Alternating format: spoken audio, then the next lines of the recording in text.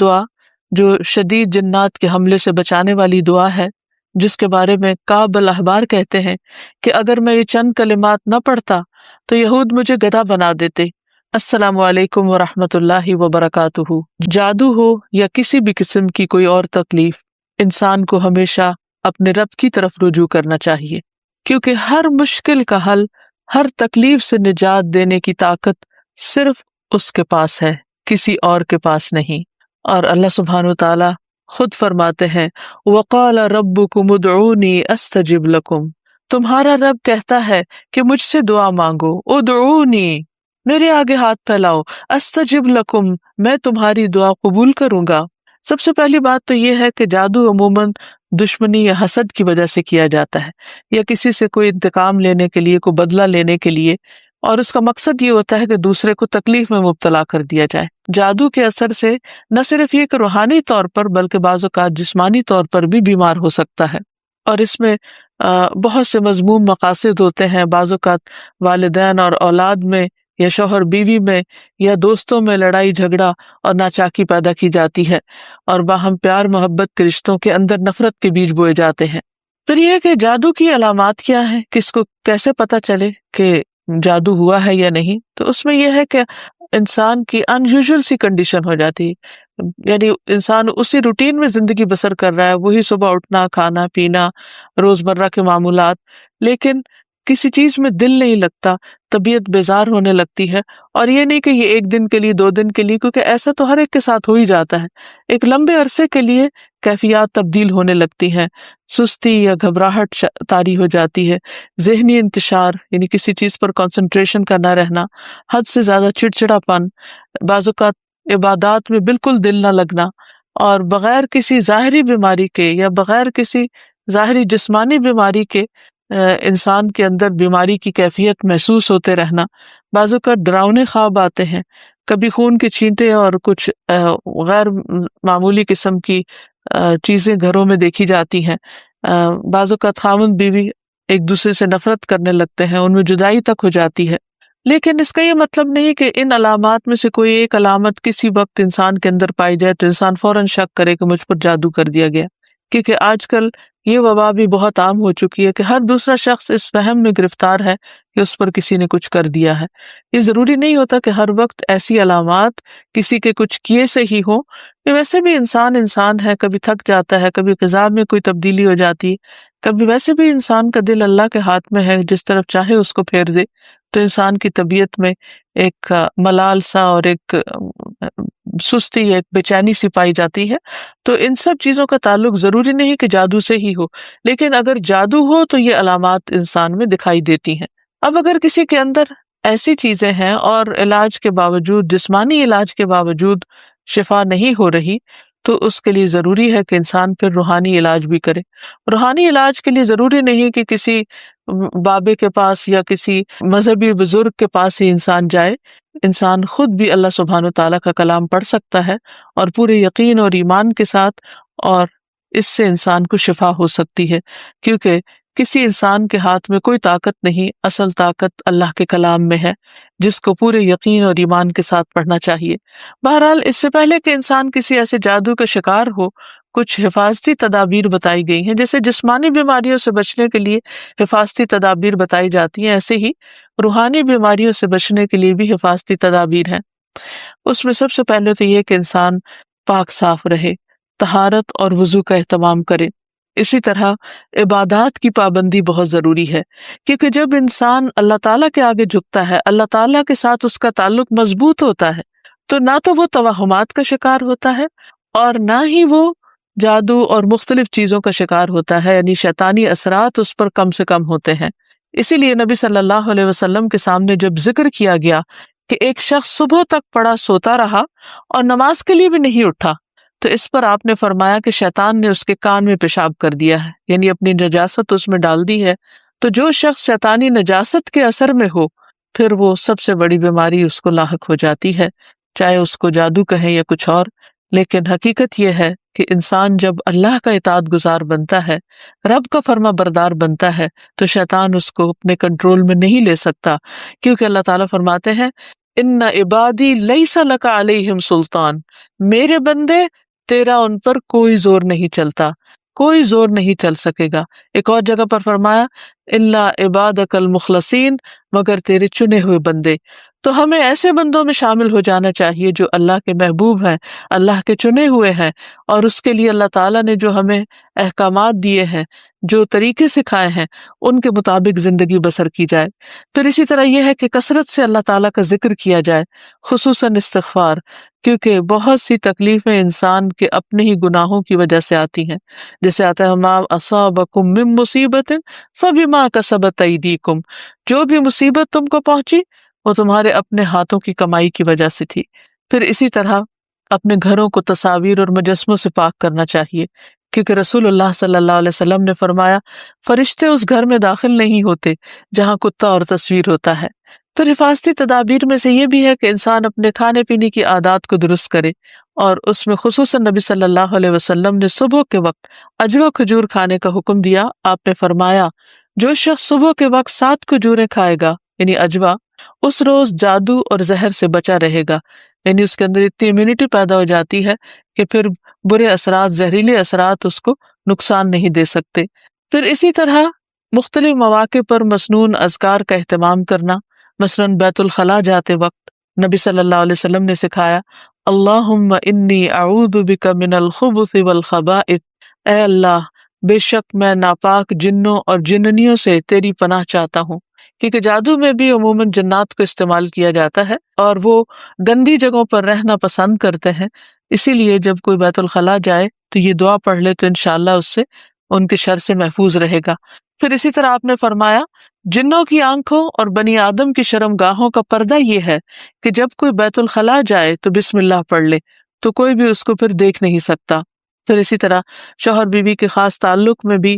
دعا سکھائی گئی، بسم اللہ اللہم جنبنا الشیطان وجنب الشیطان ما رزقتنا، اللہ کے نام کے ساتھ میں شروع کرتا ہوں، اے اللہ ہمیں شیطان سے بچا اور شیطان کو اس چیز سے دور رکھ جو اس کے نتیجے میں تو ہمیں عطا فرمائے۔ تو آپ نے فرمایا کہ اگر اس کے بعد میاں بیوی کو کوئی اولاد ملے گی تو شیطان اسے نقصان نہیں پہنچا سکتا۔ اسی طرح تحلیل پڑھنا، لا الہ الا اللہ وحدہ لا شریک لہ لہ الملک ولہ الحمد وہو علی کل شیء قدیر، کہ اللہ کے سوا کوئی معبود نہیں، تنہا ہے، اس کا کوئی شریک نہیں، اسی کے لیے بادشاہی ہے اور اسی کے لیے تعریفیں ہیں، اور وہ ہر چیز پر قدرت رکھنے والا ہے۔ دن میں جو شخص 100 دفعہ اس کو پڑھے گا اس کے لیے 10 غلاموں کو آزاد کرنے کا ثواب ہے، 100 نیکیاں لکھی جائیں گی، 100 برائیاں مٹائی جائیں گی، اور خصوصاً اس دن وہ شام تک شیطان کے شر سے محفوظ رہے گا، اور کوئی شخص اس دن اس سے بہتر عمل کرنے والا نہیں سمجھا جائے گا سوائے اس کے جو اس سے زیادہ اس کو پڑھے۔ پھر اسی طرح انسان ہر معاملے میں جہاں بھی انسان کو مشکل ہو اللہ تعالیٰ کی پناہ میں اپنے آپ کو دے۔ تو خلاصہ کلام یہ ہے کہ انسان اپنے آپ کو مختلف طرح کے توہمات سے بھی بچائے، اور ہر چھوٹی بڑی بات کو جادو قرار نہ دے، یا کسی کام کو کرنے کا ارادہ نہ ہو تو یہ سوچے کہ یہ مجھ پر جادو کر دیا گیا ہے اس لیے میں اس کام کو نہیں کر سکتا، تو یہ دراصل شیطانی وسوسے ہوتے ہیں، اس لیے ان سے بچنا بھی ضروری ہے۔ بہرحال اگر ایسے وسوسے ہوں یا حقیقت میں کوئی بیماری ہو تو اس کا علاج بھی بتایا گیا ہے، کیونکہ کوئی بیماری ایسی نہیں کہ جو قابل علاج نہ ہو۔ رسول اللہ صلی اللہ علیہ وسلم نے فرمایا ہر بیماری کے لیے دوا ہے، جب کسی مریض کو صحیح طریقے پر بیماری کی دوا پہنچتی ہے تو وہ اللہ تعالیٰ کے حکم سے درست ہو جاتا ہے۔ اسی طرح جادو بھی ایک بیماری ہے، اور اس بیماری کا علاج بھی قرآن و سنت میں موجود ہے۔ اس کے لیے سب سے پہلے تو یہ پتہ لگانے کی ضرورت ہے کہ کیا واقعی جادو ہے بھی یا نہیں، اور اس میں ہم دیکھتے ہیں کہ نبی صلی اللہ علیہ وسلم کو خواب کے ذریعے دکھایا گیا تھا کہ ان پر جو جادو کیا گیا ہے وہ کہاں پر دبایا گیا ہے، تو آپ نے اس کو نکلوایا تھا۔ لیکن ضروری نہیں کہ ہم میں سے ہر ایک کو یہ پتہ چل سکے کہ جادو ہے کہاں، اول تو ہو سکتا ہو ہی نہ، صرف توہم ہی ہو، ایک خیال ہی ہو کسی کا، کیونکہ بعض چیزیں انسان جب بار بار سوچتا ہے تو وہ اس کو حقیقت معلوم ہونے لگتی ہیں۔ لیکن اگر انسان کو کوئی ایسا خواب آ جائے تو ٹھیک ہے، اور اگر نہیں بھی آتا تو انسان اللہ سبحانہ و تعالیٰ کا ذکر کرتا رہے اور اس کے ذریعے علاج کرے۔ اس میں خاص طور پر شرعی دم جسے رقیہ شرعیہ کہا جاتا ہے، آج کل مختلف قراء کی آواز میں قرآن مجید کی سلیکٹڈ آیات ریکارڈ کر دی گئی ہیں، مریض اس کو بار بار سنتا رہے تو انشاءاللہ اس کا توڑ ہو جائے گا۔ پھر اسی طرح اللہ تعالیٰ کی کتاب سے علاج، کیونکہ قرآن مجید میں آتا ہے وَنُنَزِّلُ مِنَ الْقُرْآنِ مَا هُوَ شِفَاءٌ وَرَحْمَةٌ لِّلْمُؤْمِنِينَ،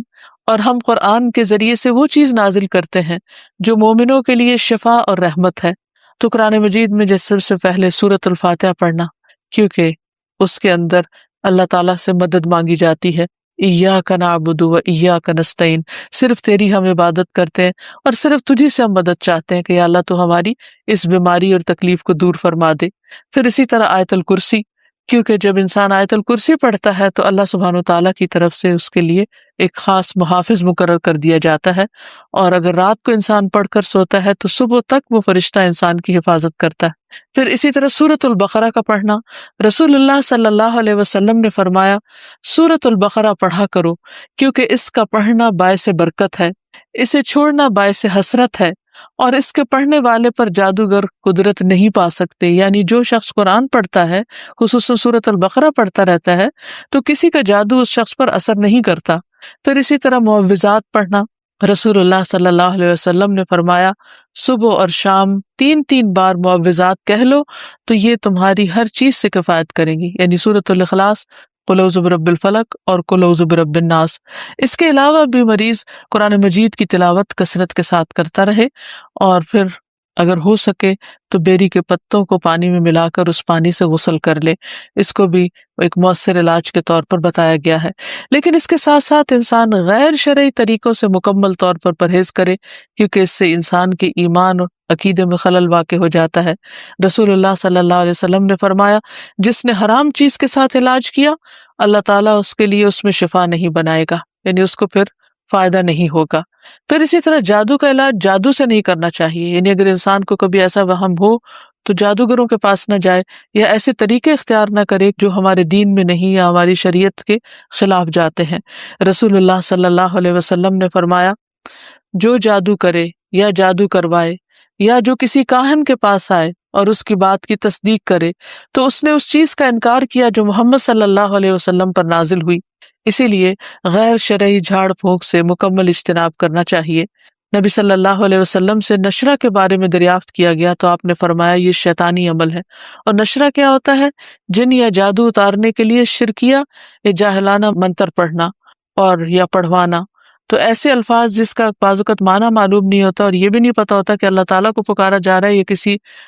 جن یا کسی اور شیطان کو پکارا جا رہا ہے اور اس سے مدد لی جا رہی ہے، تو اس لیے کسی بھی ایسے کلام کو پڑھنا یا کسی سے پڑھوانا درست نہیں۔ پھر اسی طرح کاہنوں اور نجومیوں کے پاس جانے سے منع کیا گیا۔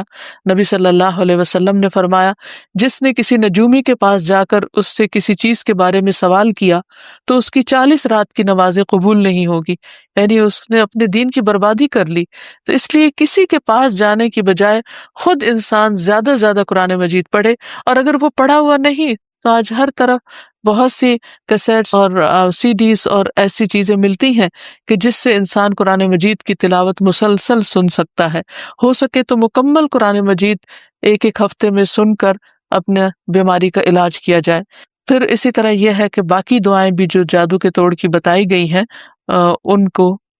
پڑھتے رہنا انسان کو فائدہ دیتا ہے۔ اور آخر میں یہ 2 خاص دعائیں جو نبی صلی اللہ علیہ وسلم نے